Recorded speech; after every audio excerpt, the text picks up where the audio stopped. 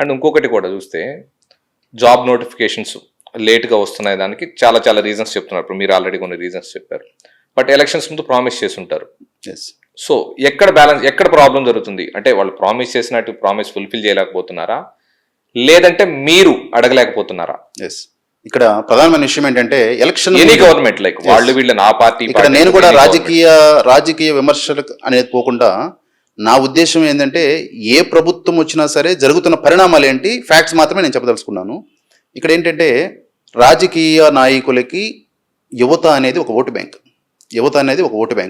ఎన్నికల ముందు వాళ్ళు ఇచ్చే ప్రామిస్లు ఎలా ఉంటాయంటే అసలు మేము వస్తే అసలు మిమ్మల్ని ఇంకా మీకు జీవితానికి ఇంకా ఒక భరోసా, మీ జీవితానికి ఏ సమస్యలే ఉండవు అనే విధంగా ప్రమోట్ చేసుకుంటూ వస్తారు. వచ్చిన తర్వాత కనీసం అపాయింట్మెంట్ కూడా ఇవ్వరు. మా సమస్యలు చెప్పుకుందాం అంటే అపాయింట్మెంట్ ఇచ్చే పరిస్థితి కూడా ఉండదు. ఎందుకు అంటే వాడిని లోపలికి రానిస్తే నిరుద్యోగిని వాడు ఉద్యోగాలు అడుగుతాడు. వాడు ఉద్యోగాలు అడిగాడంటే నా ఖజానా ఖాళీ అంటారు, నా ఖజానాకి డబ్బులు లేవు నా దగ్గర అంటాడు, రాష్ట్రం ఆర్థికంగా చితికిపోయింది అంటాడు. అంటే ఇక్కడ ప్రతి సంవత్సరం జాబ్ క్యాలెండర్ అనేది ఒకటి అనౌన్స్ చేస్తూ ఉంటారు. మేము వస్తే జాబ్ క్యాలెండర్ ఇస్తాము అని అనౌన్స్ చేస్తారు. వచ్చిన తర్వాత ఇదిగో జాబ్ క్యాలెండర్, అదిగో జాబ్ క్యాలెండర్, ఇదిగో జాబ్ క్యాలెండర్ అని ఎన్నికల ముందు ఏదైతే హామీ ఇచ్చారో అది ఎప్పుడు వీళ్ళు నెరవేరుస్తారంటే ఎన్నికలు మళ్ళా తిరిగి వచ్చి ఎన్నికల ముందు నెరవేరుస్తారు. ఎలక్షన్ ముందు మాత్రమే నోటిఫికేషన్ ఇవ్వడానికి. ఈ మధ్యలో ఒక విధమైనటువంటి ఏమంటారు మభ్య పెట్టే కార్యక్రమం చేస్తూ ఉంటారు.